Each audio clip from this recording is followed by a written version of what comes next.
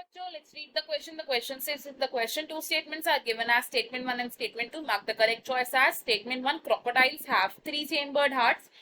Statement 2, erythroblastosis, fetalysis can be avoided by administering Rh antibodies to the mother immediately after the delivery of the first child. Option 1, both statement 1 and statement 2 are correct. Option 2, both statement 1 and statement 2 are incorrect. Option 3, statement 1 is correct and statement 2 is incorrect. Option 4, statement 1 is incorrect and statement 2 is correct. इस question में हमारा जो की concept use होगा that will be heart and RH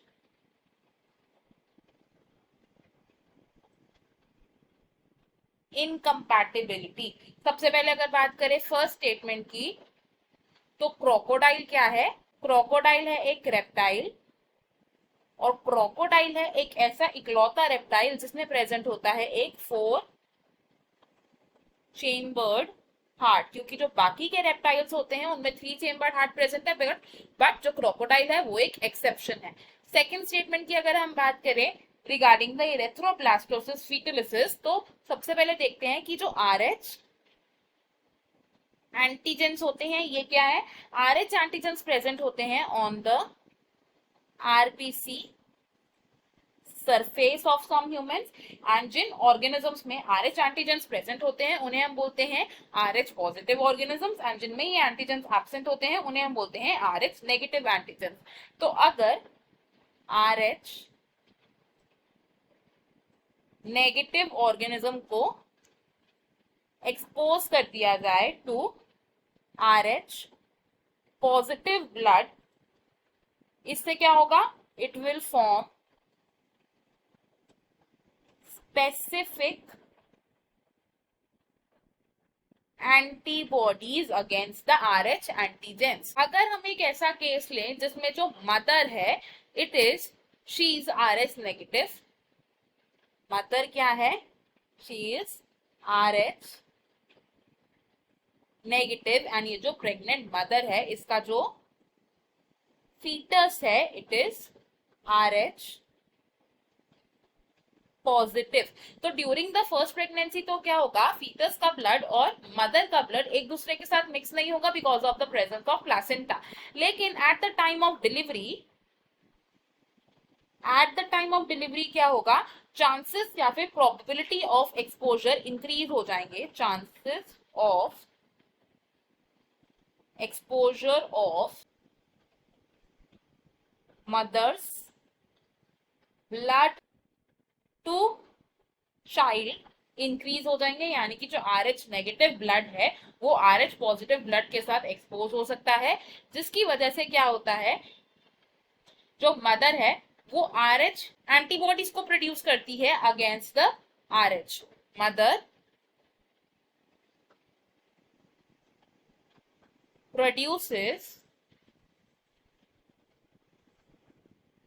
antibodies.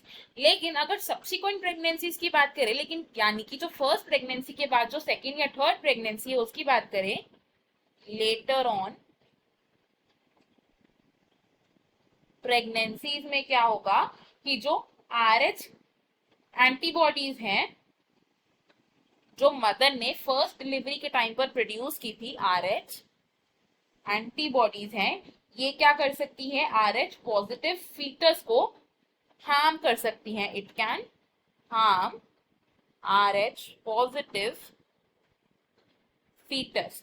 कैसे harm कर सकती हैं? जब ये RH antibodies RH positive foetus पर एक्सपोज होंगी तो इससे वो फीटल RBC को डिस्ट्रॉय कर देंगी, जिसकी वजह से ये लाइफ थ्रेटनिंग या फेटल भी हो सकता है। एंड इसके साथ साथ क्या होता है? सीवियर डिजीजेस हो सकते हैं चाइल्ड को, जैसे कि अनीमिया या फिर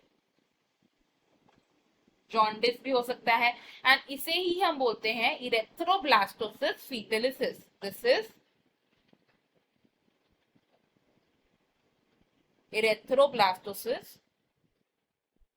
फीटलिस। इस कंडीशन को हम कैसे अवॉइड कर सकते हैं? It can be avoided by giving anti-RH